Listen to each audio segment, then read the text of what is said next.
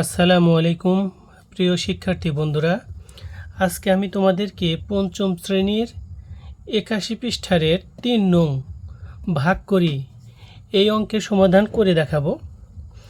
এখানে দশমিকের ভাগ আছে।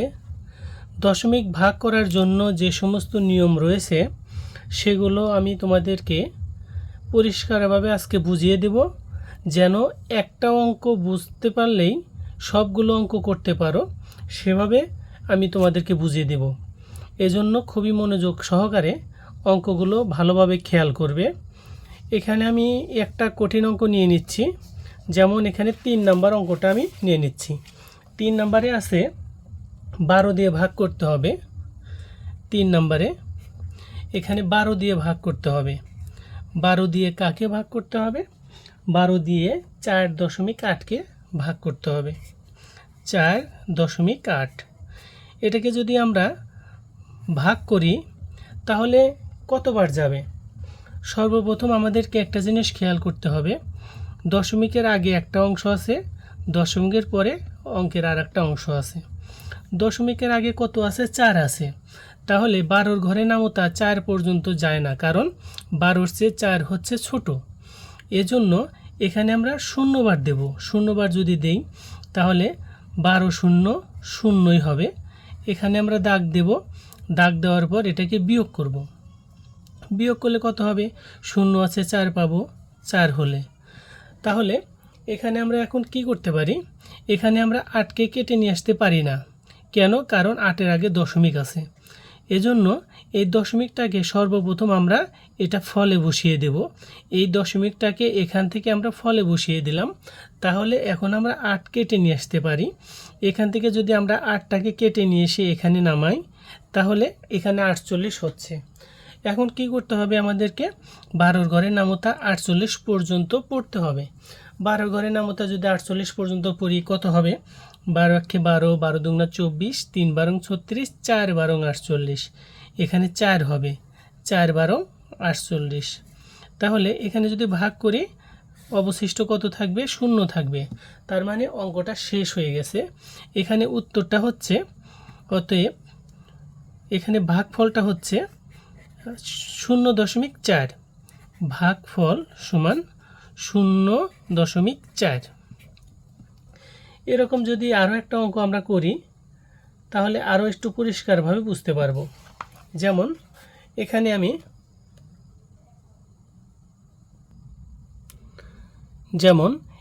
আমি আরও একটা অঙ্ক নিয়ে নিচ্ছি ২ নাম্বারের। এখানে আমরা ২ নাম্বারের ১১ নাম্বারটা অঙ্ক নিয়ে নিচ্ছি। এখানে ২-এর ১১তে কত আছে আমি তোমাদেরকে ভাগ করে দেখাচ্ছি। ২-এর ১১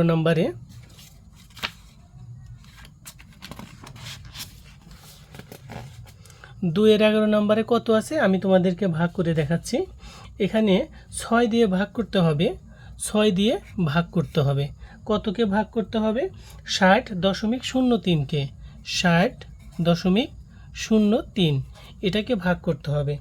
যদি আমরা এটাকে ভাগ করতে চাই তাহলে এখানে দেখতে হবে যে দশমিকের আগে কত আছে, দশমিকের পরে কত আছে।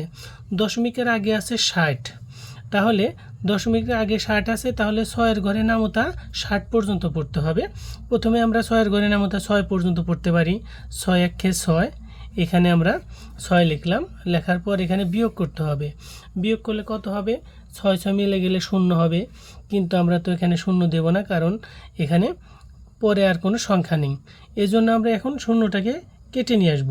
শূন্যটাকে যদি এখানে আমরা কেটে নিয়ে আসি তাহলে শূন্য কেটে নিয়ে আসার পরে এখানে আছে ৬, এখানে আছে শূন্য। ৬-এর চেয়ে শূন্য হচ্ছে ছোট, এজন্য ৬ শূন্যর ভিতরে যাবে না, একবারও যাবে না। তার মানে শূন্যবার যাবে। শূন্যবার দিলে ৬ শূন্য শূন্যই হবে। এখন আমরা দাগ দিয়ে আমরা বিয়োগ করব। বিয়োগ করলে এখানে কত হবে? শূন্য শূন্য মিলে গেলে শূন্য। এখানে আমরা শূন্য দেব না, কারণ এরপরে আর কোনো সংখ্যা নেই। এখন কি করব? এই দশমিকটাকে আমরা তুলে দেব। দশমিকটাকে তুলে আমরা ফলে দিয়ে দেব। দেওয়ার পর এখন আমরা শূন্য কেটে নিয়ে আসতে পারি। এখানে শূন্য কেটে নিয়ে আসলাম, কিন্তু ৬-এর ঘরে নামতা আবারও শূন্য পর্যন্ত দিতে হবে।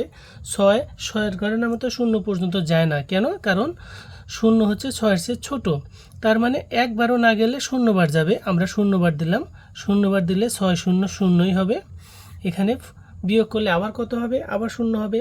আমরা এখানে শূন্য দেব না, না দিয়ে আবার 3কে কেটে নিয়ে আসবো। এখানে যদি 3কে কেটে নিয়ে আসি, কেটে নিয়ে আসার পরেও যায় না, তাহলে কতবার যায়? একবারও যায় না, তার মানে শূন্যবার যায়। এখানে আমরা শূন্যবার দিলে এখানে আমরা শূন্য বসাতে পারি।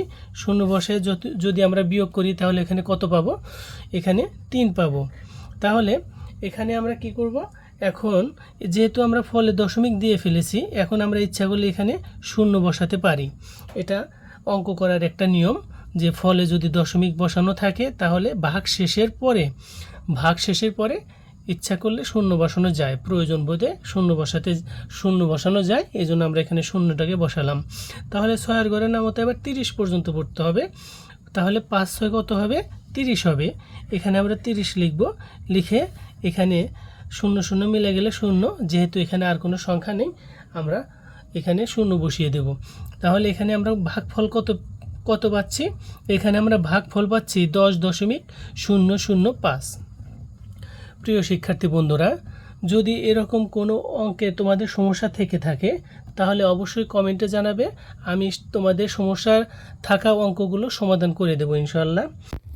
সেই সাথে তোমাদের প্রত্যেকের কাছে আহ্বান, চ্যানেলটি সাবস্ক্রাইব করে সহজ গণিতের সাথেই থাকো। ধন্যবাদ।